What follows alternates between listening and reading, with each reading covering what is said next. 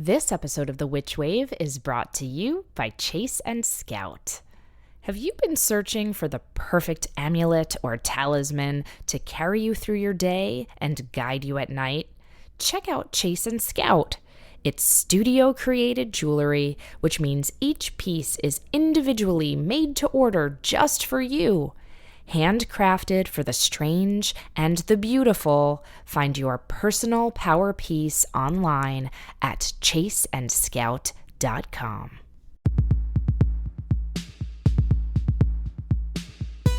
The world is filled with bewitching people, and you might be one too. Welcome to the podcast where art is magic is real, and reality is stranger than dreams. I'm Pam Grossman, and this is The Witch Wave.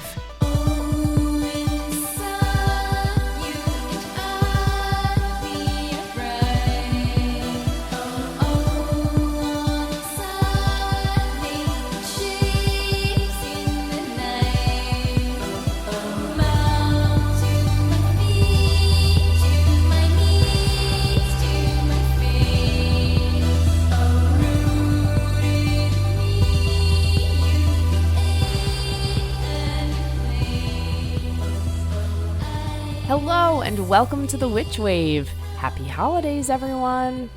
I don't know about you, but for me, this is a time of year that feels absolutely stuffed to the gills in more ways than one. It's full of celebration and stress, glee and grief, sweet feasting and regretful overindulgence.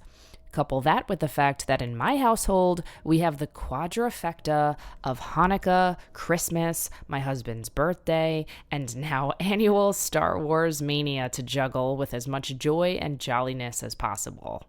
It's lovely, and it's a lot.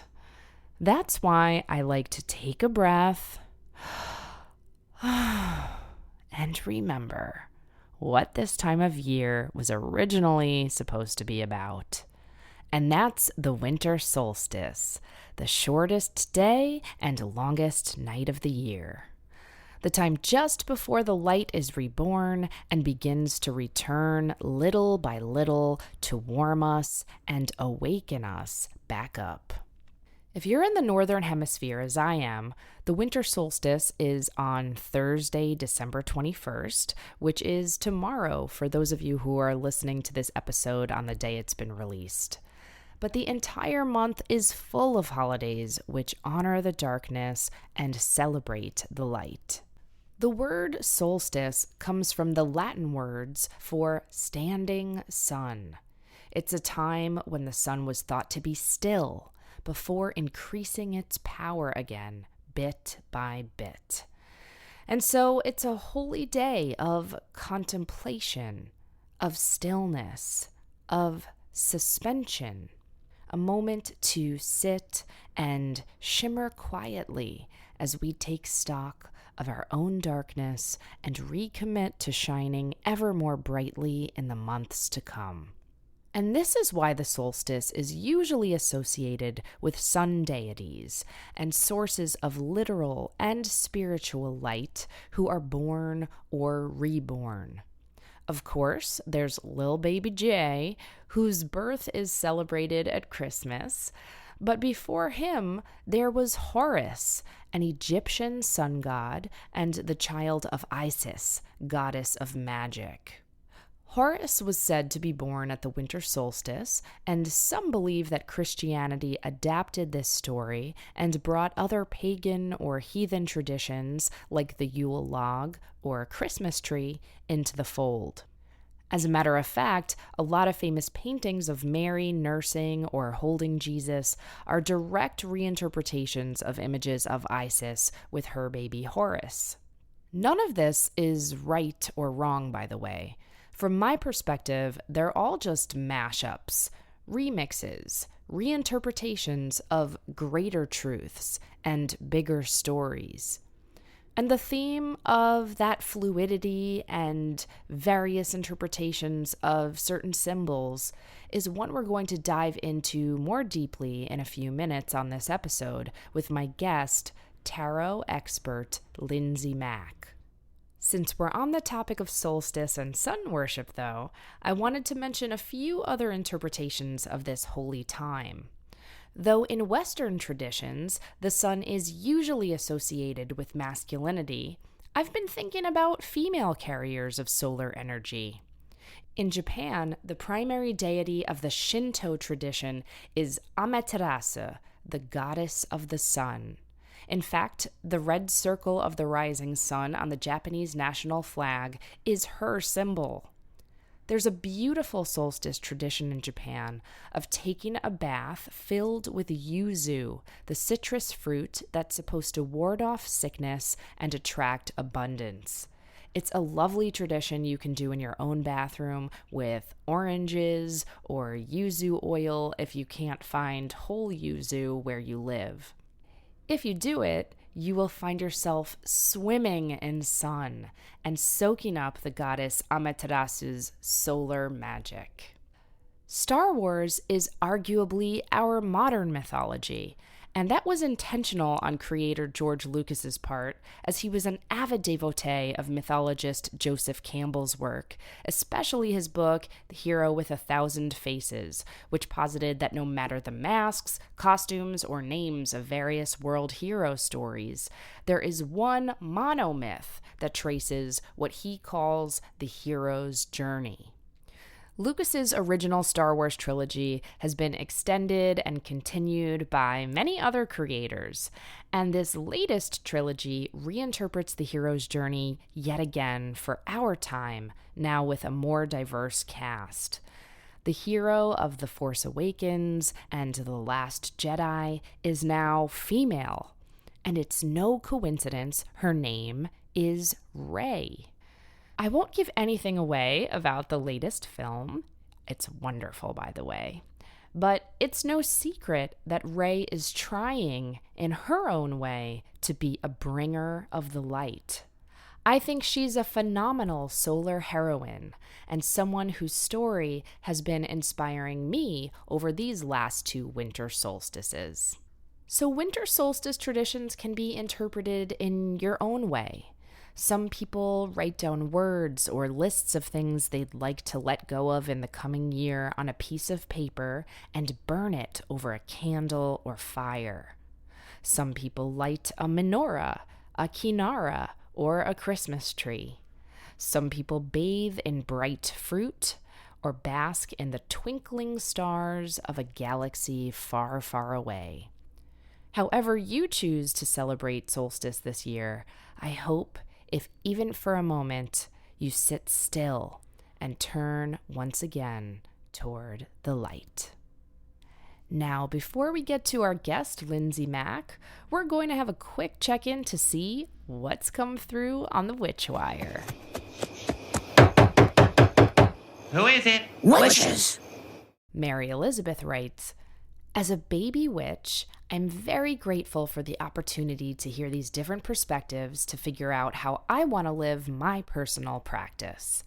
On that note, do you have a suggested reading list?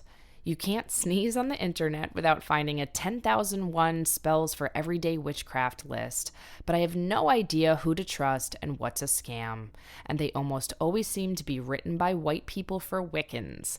I'm not Wiccan, I am white, but I really want to find modern, diverse books or websites. Well, happy solstice, baby witch. Another star is born. As you can tell by my preamble, I believe there are many, many ways to be spiritual, and one of the things that I appreciate most about walking the path of the witch is that it's a self-directed path. There is no one book. There is no one set of dogma. There is no single teacher or leader or guide. And I think that's why this path is resonating so much with people these days, because it's a path that honors intuition and interpretation and individualization. That said, when you're just starting out, I realize it can be difficult to know where to begin. So first and foremost, I would say, trust your body. When you go to a bookstore, is there one book which seems to be calling out to you, that feels good in your hand, or has an image or a snippet of language that really seems to click? Trust that. Trust yourself. It may not be the only book, but it will be a good first step, and you can learn from it and absorb that which moves you and discard that which feels wrong. That's how I and most self-identifying witches that I know have all started. I'm hesitant to suggest specific titles because what connected with me or people I know might not be right for you, but a good place to start might be for you to learn about the history of modern witchcraft. And the classic book, Drawing Down the Moon by Margot Adler, is thorough and luminous. And in reading it, you'll see that modern witchcraft has always been in flux and has incorporated lots of different traditions and styles and cultures. For the record, Wicca itself is only about 75 years old and was invented, or at least codified, by, a white English dude named Gerald Gardner. There's a lot about his teachings and writings that don't entirely click with me. I don't call myself Wiccan, and yet I am grateful to him and others before him for showing that magic is a creative act, and so we can continue to endlessly remake it in our own way as long as we're mindful about the histories and traditions that we're drawing from. I actually talked a lot about how to make sure your magic is diverse and inclusive on the last episode's Witchwire segment, so you might want to give that a listen. So I'll just end here by adding another book suggestion to the mix that's a little bit unconventional, but I really love it. It's called DIY Magic, and it's by Anthony Alvarado. And what it does is focuses less on traditions and rituals and more on techniques for tapping into your own magic via some really fun exercises that you can try at home. Now, on to my guest. Lindsay Mack is a tarot reader, intuitive healer, and holistic counselor based here in Brooklyn, New York. She's the founder of Wild Soul Healing and Tarot for the Wild Soul, and she's developed her own tarot technique based on over 20 years of experience. She's a writer, a teacher, and the host of a podcast also called Tarot for the Wild Soul. And her work has been featured in places like the New York Times, Nylon Magazine, and The Numinous. Lindsay is usually booked months and months in advance for her readings, sessions, and workshops, so it was a rare treat to get to host her here in my Brooklyn apartment.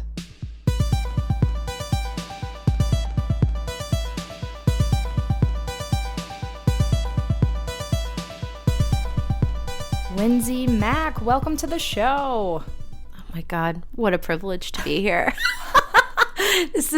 It's such a delight. Thank you. Thank you. I was very excited to even have your time because you are so busy. So I'm really, really grateful to you for making the time and actually being able to come here in person. I'm just so thrilled to have you. I love that you asked me. And it was so easy to make the time for this because I adore you and I love this podcast. Oh, thank you so much. I do. So I want to talk to you first and foremost about tarot. Okay. I've really come to think of you as one of the leaders of this new guard of tarot that's happening right now. You know, sometimes people come to me and they ask me for referrals for things like astrologers and healers and tarot readers because, frankly, I love tarot, but it's not my area of expertise. Mm-hmm. And in prior years, I would have sent them to someone like Rachel Pollack or Robert Place or, I don't know, Mary Greer. They're amazing people. Yeah. And yet I do see you as someone who's doing things a little bit differently and kind of evolving tarot forward. And now you are on my short list of places I send people. What an honor to hear that. Thank you. Sure thing. But I wanted to just get started by asking you, What is it that you are trying to do a bit differently with the ways in which you approach your readings and your teachings for tarot? Well, I'll say that I didn't set out with that attempt, but what has wound up coming from my work with the tarot is that what I am really passionate about is that I really do believe that the tarot is medicine. And when I say medicine, I mean a very powerful alchemical bridge that leads us from our kind of earthly experience of what we're thinking, feeling, moving through, which is all totally legitimate. But there's something larger that, as a survivor of trauma, this is all informed. Just, I can't separate that because PTSD is PTSD. And how I really got to how I teach tarot is, and how I understand it to be, is really not a tool that gives answers all the time, believe it or not. It's not particularly very good for telling anything other than this moment sometimes, but not a lot. What it helped me to do is to get a sense of what my inner experience was versus the external invitation to evolve. And that helped.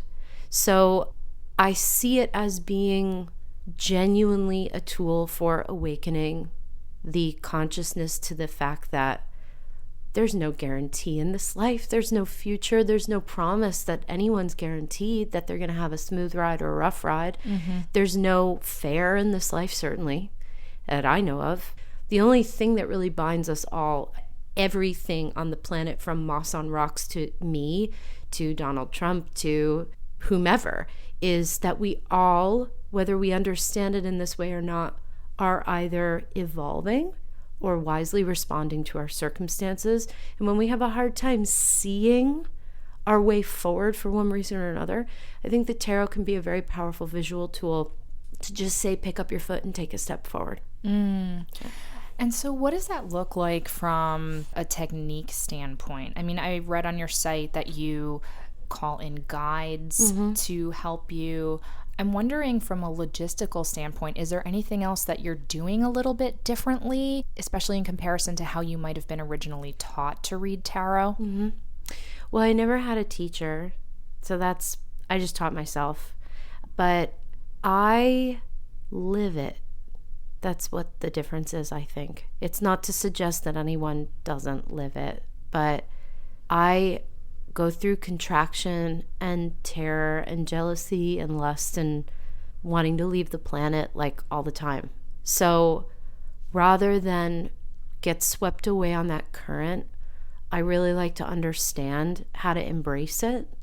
And the more I do it, the more people come in to see me, and there's really nothing that they can bring that I can't hold. And I don't think that I'm aware yet of why it's different. Like, I never set out to do any. It is different though. I hear that every day. I think that that's why my career is what it is, because it is totally different. I recognize that, but the only thing I'm doing is just reflecting, A, what I've sort of heard from my guides, but B, what I've gained from my work with it. Because I think when I have darkness, that's my tool. And I like to understand my darkness so that I can really rest in it rather than try to figure out how the fuck to get out of it. And I have found there are different kind of, I guess, magical things that do happen that I don't talk about really during readings, which is that cards do sing to me. What do you mean by that? I mean, like, they're notes. And so sometimes, like, if I pull a card and it sounds like an A on the piano, like, I'll know if it's an A minor, A major. It sounds like kind of like a supernatural synesthesia. It is, yeah. That's a beautiful way to put it. They sing, and I didn't know what that was until, like, and I'm a musical person. Like, I've been a singer and, you know, been involved with music in my life, but it's a language that kind of makes sense to me, and I didn't know that not everyone did that. So I'm a little bit still learning why it's different.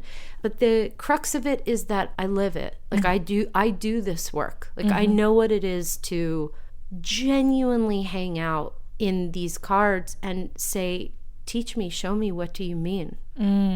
So you have a relationship with them. Deeply. And you were talking about your guides. Can you expand on that a little bit? Because people use that word differently. I know. As much as you're comfortable revealing. Yeah, I'm comfortable with anything you want to ask me.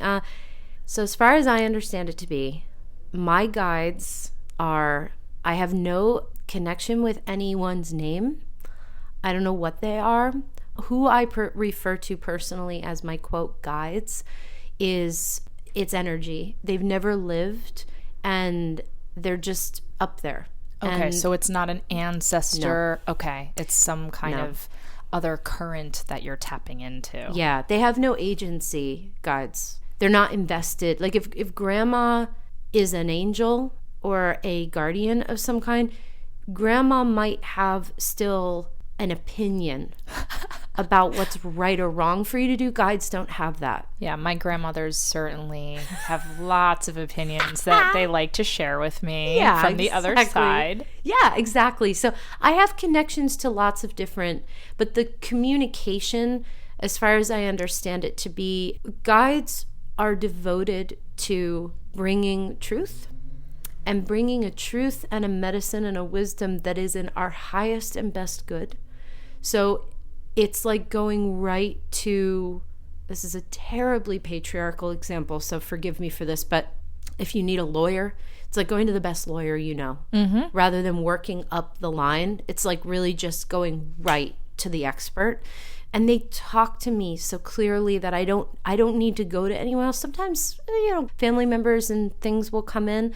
I'm not always sure who's speaking to me, but I know enough to know what's truth and what's not because of the way it feels in my body. So when I read tarot, I'm learning something new about the card every time I read it. Like literally, it's like the card opens up like a little pool and I'm spoken to through that. So that sometimes the tower is like the best thing in the world. Sometimes in an 11 card spread, I'm told in card 1, spend time on this. And if you don't get to the rest of them, that's okay. This is important. They'll tell me, spend more time here, less time here. They'll explain to me. So it's like a piece of music that I hear, and then I get to kind of sing it along to someone else. That's beautiful. You use that word medicine in association with tarot, and you've written very openly about trauma and PTSD. I mean, you mentioned it a moment ago that you've gone through. Being as specific or general as you care to, how did tarot help you through your own trauma? How was it medicine for you originally? Well, I got my first deck when I was 11 and bought books and stuff because I'm a Virgo rising and I really wanted to know.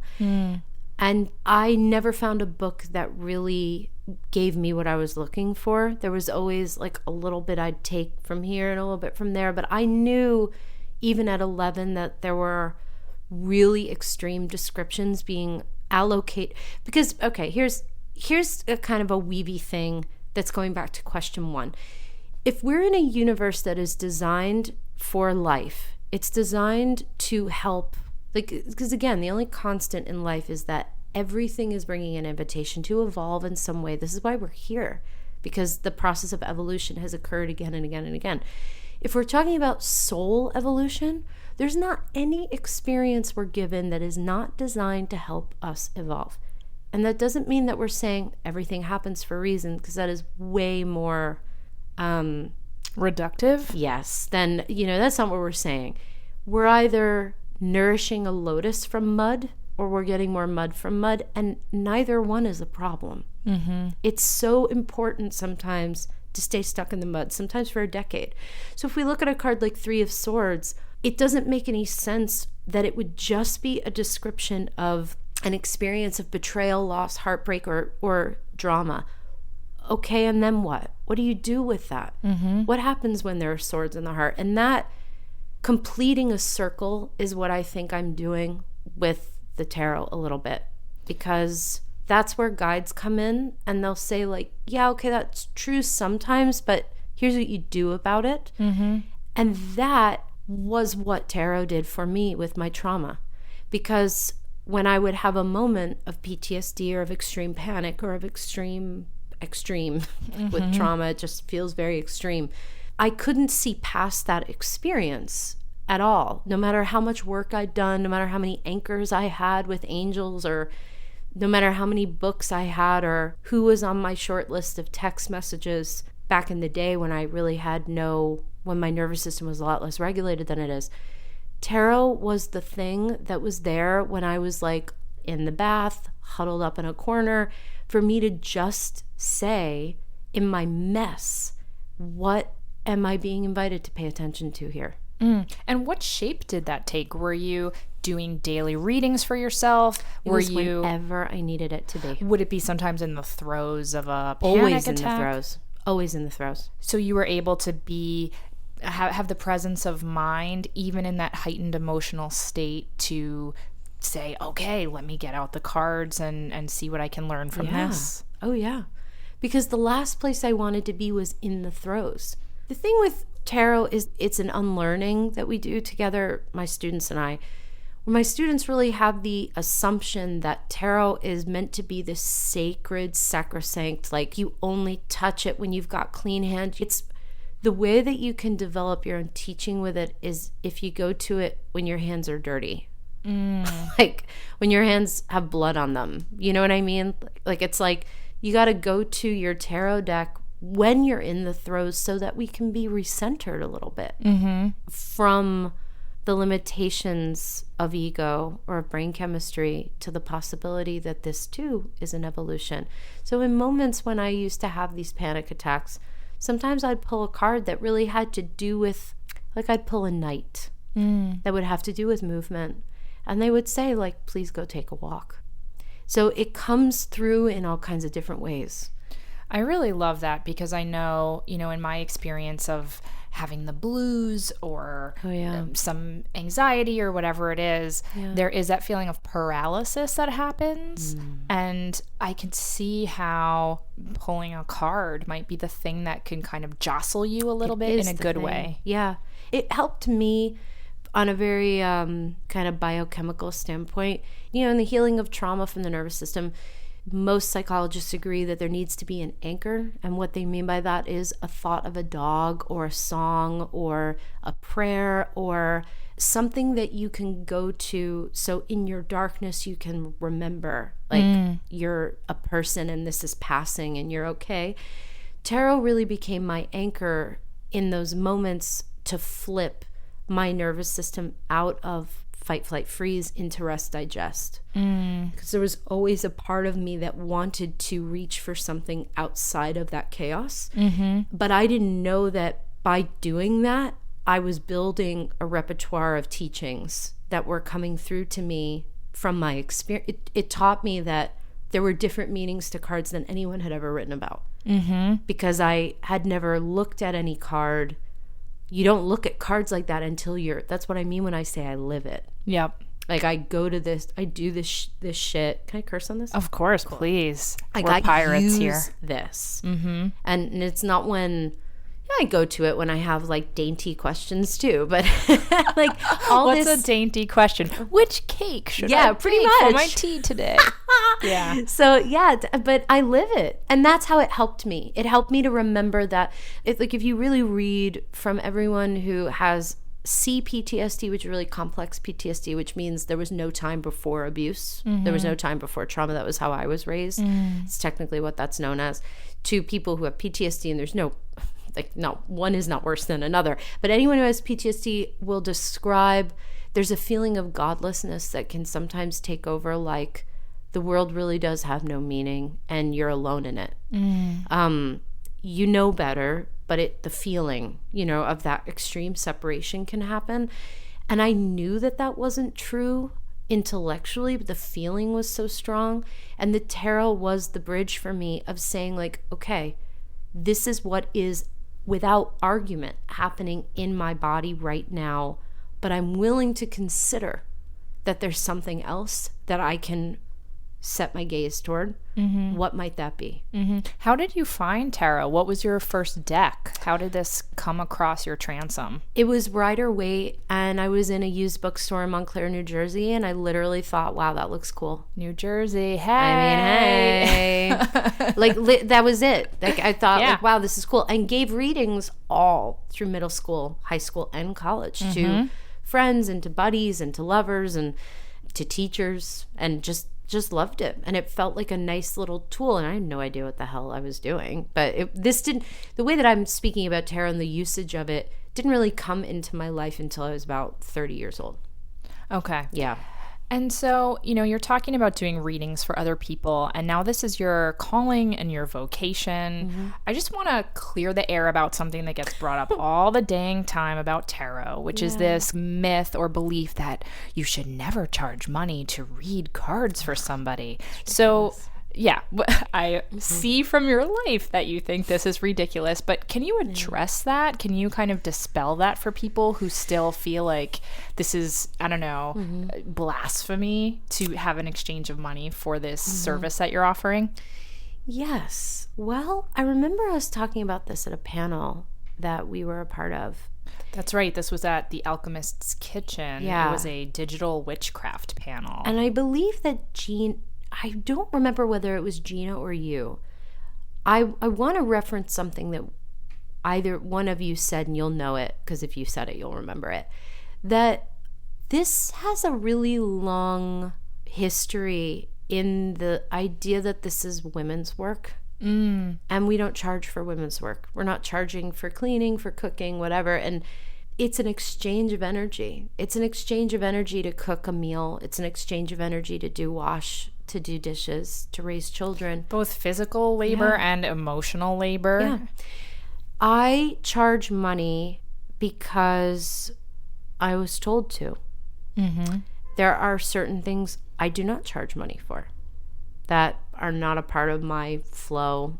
I'm not meant to move through monetary exchange for them, and that's fine.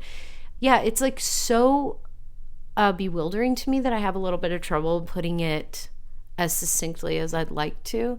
For people who feel that way, I think that that's fine. Like, they can. It's so ridiculous that it doesn't even really work. It's not really worth commenting on. I was put on this earth to do this work. God is not a part of my soul contract to be poor. If I am fed, nourished, well taken care of, I give better readings. Exactly. If I can make my rent, I give better readings. And I invest in my education and in my self-care so my prices go up. Period. Because the work I'm doing is reflective of a certain exchange of energy. And on it goes. When we don't charge for our services, we are robbing our clients of the opportunity to receive from an investment. We are robbing people of the opportunity to feel how incredible it is to invest in themselves if that calls to them. There's so many people that are never going to be called to work with me, and that's so fine.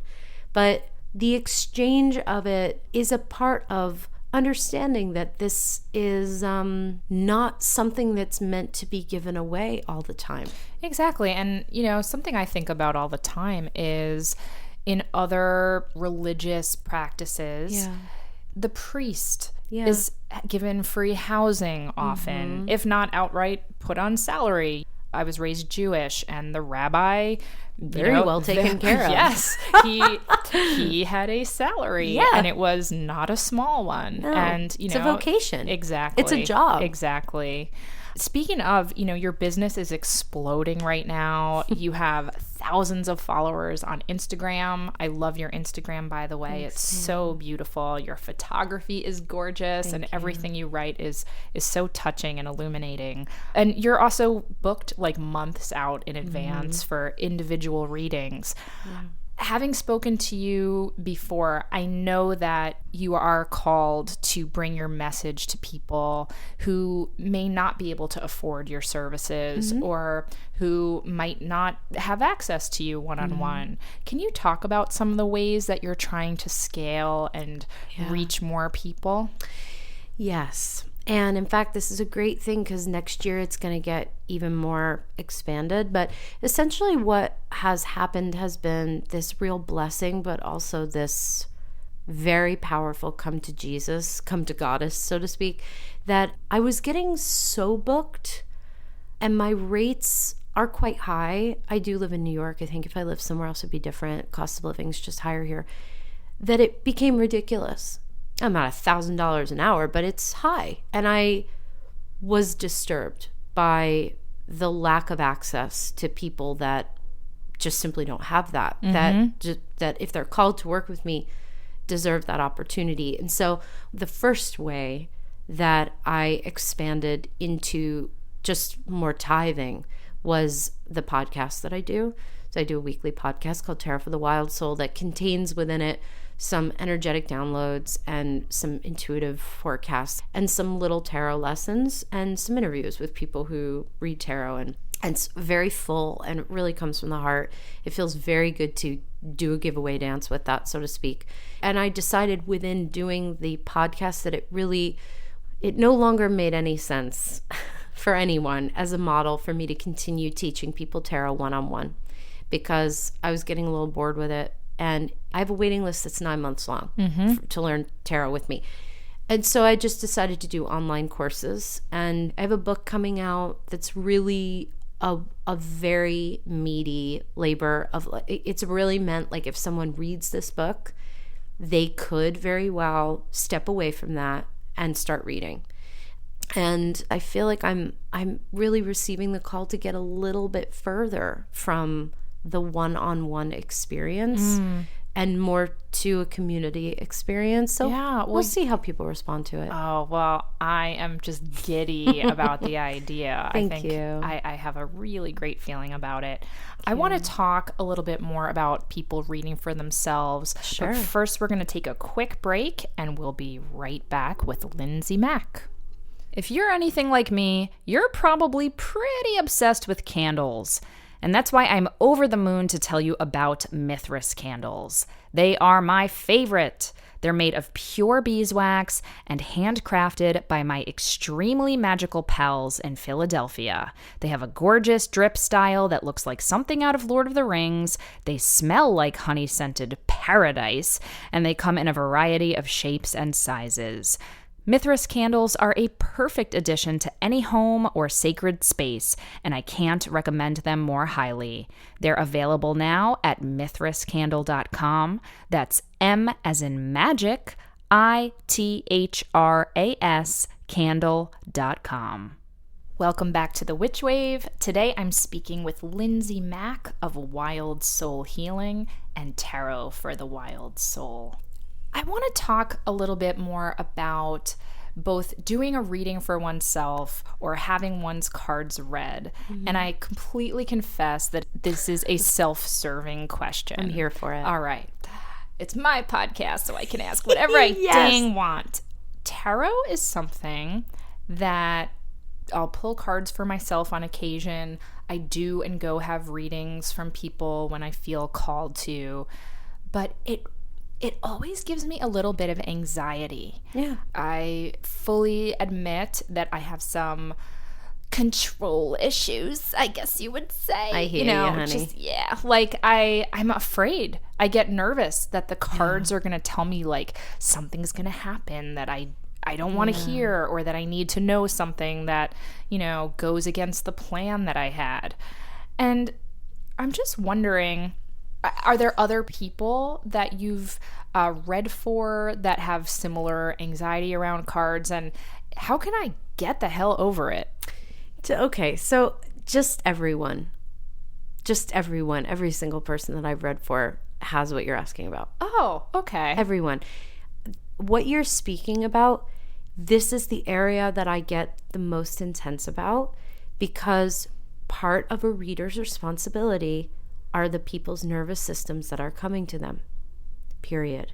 So there can't be any of this bullshit about seeing a card that's particularly spiky and just chalking it up to, oh, well, I mean, you're going into the death card. You have to be able to hold a container of understanding a little bit more about what it is to move through your own death cycles so that you can communicate that medicine to the client without them being afraid. Okay, so sorry, just to clarify. So the you that you're talking about is you, the reader. So you're saying the reader needs to be able to hold space for the querent. Yes. And so every client goes through this. But in terms of, I'll get to reading for ourselves in a second, but it's a big deal. It's a big deal to hold the nervous system with care. This is what you're talking about. Mm-hmm. The cards can't tell us anything. The time isn't linear. So sometimes at the end of a reading, when it's like our final outcome is like the devil, it could be happening right now. So we have to be willing to look at it from a non-linear standpoint. I know that like probably just made a lot of people confused. But if we're reading for ourselves, I have to read for myself the same way I'd read for someone else.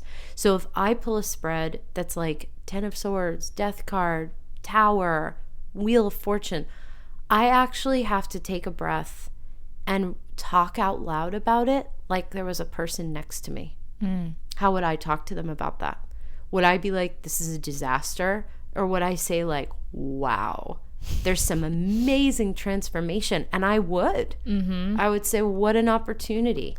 So when you're reading for yourself, you want to be able to give yourself the gift of reading the cards the way you would read them for someone that you really care about, that you don't want to disturb, that you want to empower. And it's not looking at it in a Pollyanna way. Everything in this life is growth. Everything is growth. Everything. The good nature. Is there anything in nature that's not necessary? Anything in a tree or a rock or a crystal or a shell or a sea creature that is in some way superfluous? No, there's nothing. Why would that be that way for us? So if we're going to read, our opportunity is to be able to look at a funky spread or even a spread with a lot of good stuff in it and really look at it from a bird's eye view perspective. And if there's fear there, I find it very helpful to be able to just communicate. Like, there's nervousness right now and I just want you to know so you can hold me. Or I don't get nervous reading for myself at all, but I know how scary it is to go to someone and lay myself bare and have myself read. But I think that the answer to your question, and really something that's changed my practice in reading for myself when difficult cards come up, or just simply cards I don't like I didn't want to get them, is that I will sometimes talk out loud about it and just say like, there's an invitation here, and it's for this or that, and whatever comes out of my mouth is usually so much gentler than it would be if I just stayed silent. Yep. That's really, really helpful. Are there certain cards that you feel are notoriously misunderstood? I mean, I know death is the one we always talk about. And for those of you who aren't familiar, death is usually a card of transformation. Is that right, Lindsay? That's right. Are there a couple other cards that you think get a bad rap? I think so. I think the Tower, for good reasons. The Devil. Three of Hearts always Freaks me out. Three of Swords. Yeah. Three of Swords. It's got a giant heart on it. I knew exactly what you were talking about. 3 of Swords, 5 of Swords, 10 of Swords, 9 of Swords, lots of sword cards get a bad rap. Some court cards get a bad rap. And there's a lot of misunderstood cards in the deck. And, I'll go on record, perhaps controversially, and say that there are some positive cards that have, 2 of Cups does not mean you're going to meet your husband. It don't mean you're going to meet your wife. You're meeting you first. Mm-hmm. There's no guarantee in any tarot card that you're going to get an external thing. I really value reading from a place of integrity and responsibility. How I read is not how everyone reads. It's not the way to do it. A lot of people are really different, and I honor the fuck out of that. But for me, if I don't know, or if the card's definition is somehow hinged on you're going to meet someone or there's money coming in, I can't buy that because I don't know that that's true. Really? Nope, I don't. What I do know is that if Two of Cups comes up in a reading, I don't know that someone's going to meet someone, but I do know that it might be an invitation to really open up the arms and open up the heart and draw in an aspect of myself that might not be the most easy to love. Mm-hmm. And usually if I do that, there is an external match that loves that part too.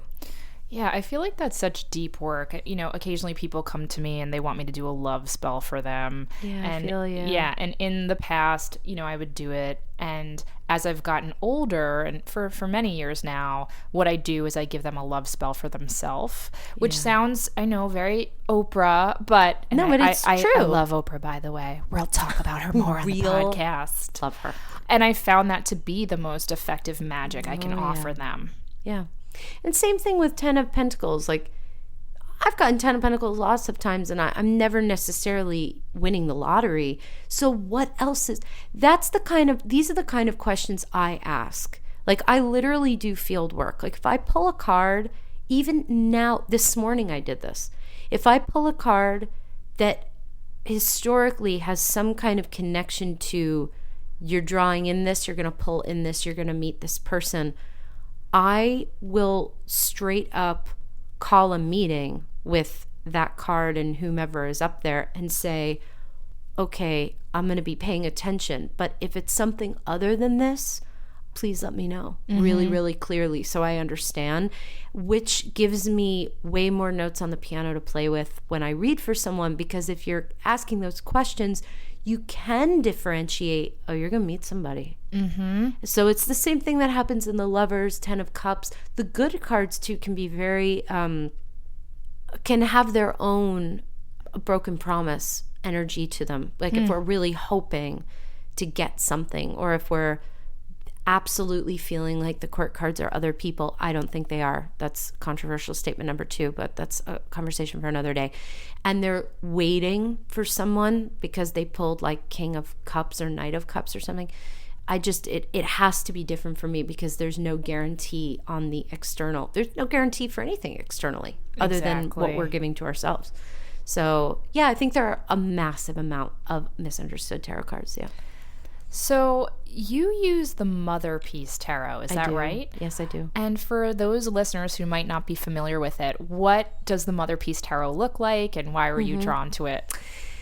So the Mother Piece Tarot is a feminist tarot deck, uses mainly women on it, and it's circular. That's the most interesting thing about it visually. It's circular, it's really beautiful, kind of old school 70s looking deck. And does that mean there are no reversals on the cards? No, there are not only reversals, but there are 4 meanings to every Mother Piece card. Oh my goodness, I didn't realize that. There's a right side up, there's a reversal, there's a tilt left, and a tilt right. Oh my goodness. Yeah, so it's really, you really have to know. It's like very, not advanced. Anyone can read the Mother Piece deck, but it provides such depth of flavor. And I was actually given that deck by someone. There's a totally true story. My friend Crystal Riccaro, who is a profoundly gifted intuitive and artist, and she doesn't do intuitive work professionally, but she's very, very good at it. Her mother is a professional psychic, and Crystal was my friend from New Jersey. We were going to college together, and I went over to her house in Holmdel, and her mother just pushed them into my hands when I was 21, and she was like, these are supposed to go to you, and I know that. So even if you don't use them, don't give them away. That's incredible. Yeah, and I didn't use them until I was 30 and got an opportunity to read kind of like weekend tarot kicking around at a store, which blew all this open, by the way. They were the only deck I still had. Wow. Are you still using that same deck? Yeah. That's so cool. By the way, I grew up not too far from Holmdel. Really? Yes. So all of your Jersey shout outs are really making You're me happy. Them. Heck yeah. Heck yeah.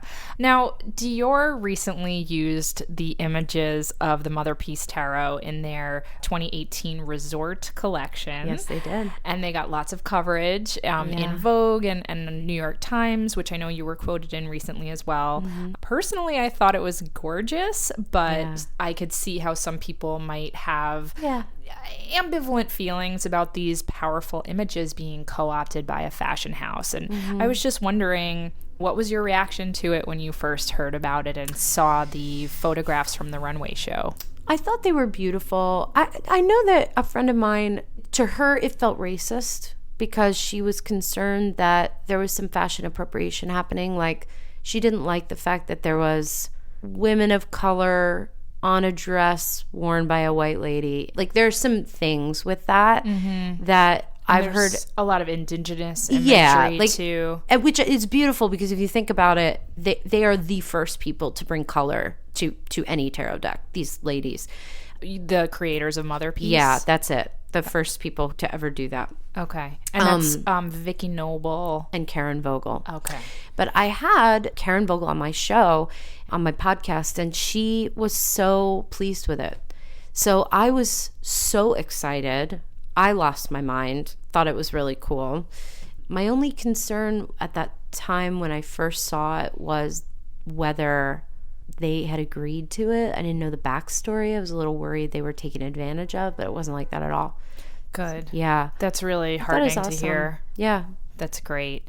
So I want to segue from tarot to Tori. Oh my God. I know. Wow. Buddy. I should be fired for that. Buddy. But who can fire me? No one. It's my no podcast. One. It's your show. Hell, you're the boss. Yes. You're the boss. So you and I both share a very deep love of Tori Amos. Bone deep. Yes. And this is evidenced by the fact that I keep bumping into you at different Tori events, like the live talkback she did for Pitchfork. Yes. And I know you and I were both at the recent show she did at Beacon Theater. You got to go to both shows, which I'm very envious of.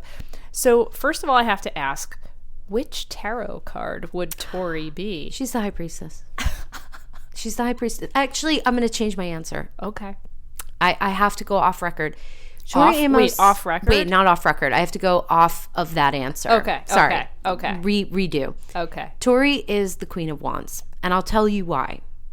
She's the Queen of Wands because she is so profoundly sensual, and such a big part of Queen of Wands is intuitive channel, sensual being. So the Queen of Wands is the witch of the deck, and she's also the one who's able to blend fire and water. We know that there's an alchemy to her. We know that there's a mystery to her. The well of wisdom, the depth of the water, and the intensity of the fire, that's Tori. What do you think she is? Ooh, that's a really good answer. I would have just said High Priestess. I mean because she is.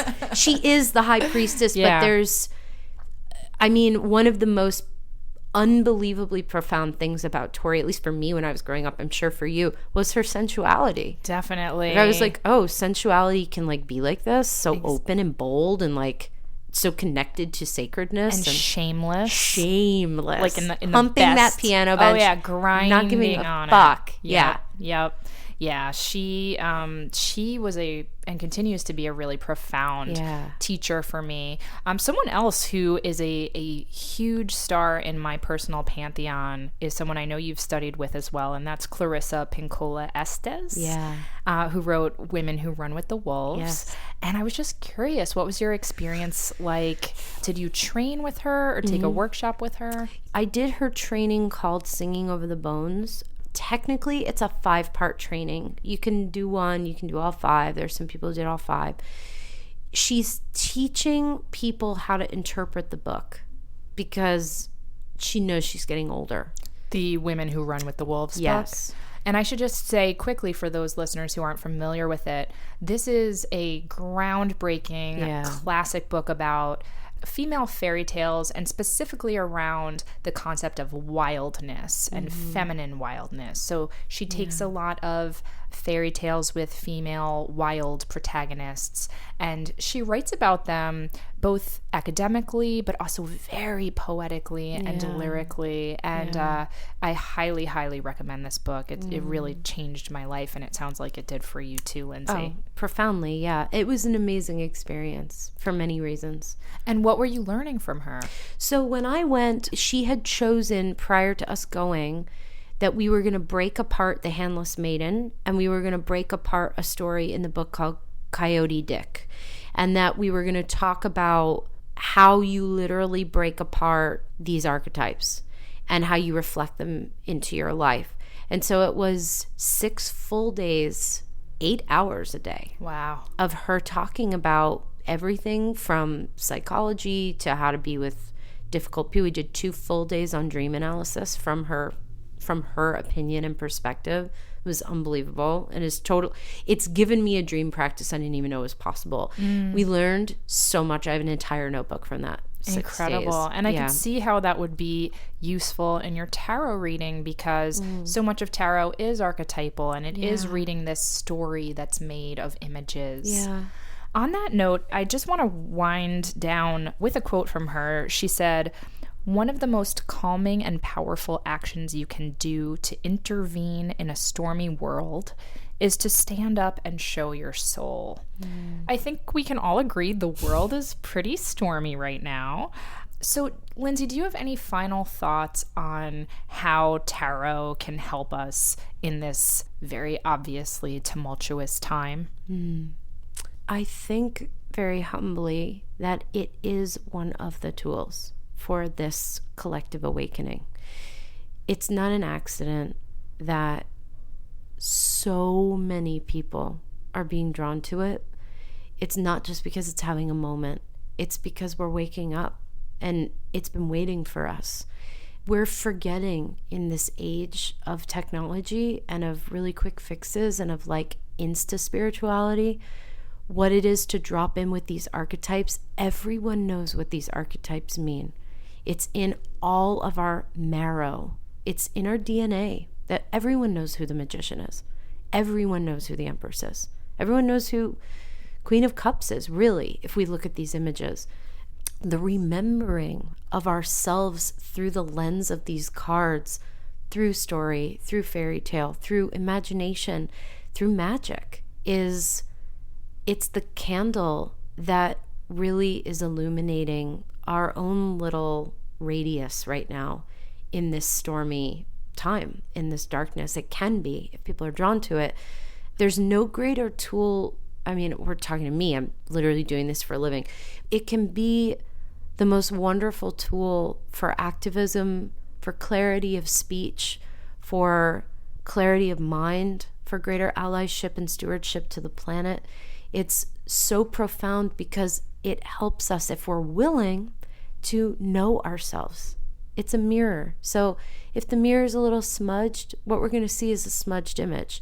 If we're willing, as Ram Dass says, to polish the mirror and to really do our work with this tool, I really believe that it is the tool that got dropped down here that can really, really guide us into our truth, which, the more we do that, the more light the world receives. Absolutely. And if we can just leave listeners with a tiny bit of magical homework. Totally. For somebody who might be very, very new to tarot, just very quickly, what's a good first step they can take towards getting into this world? The first step, I think, I'm going to take them even a step further back. And I'm going to encourage them to really look inside and ask themselves, is this my soul deck?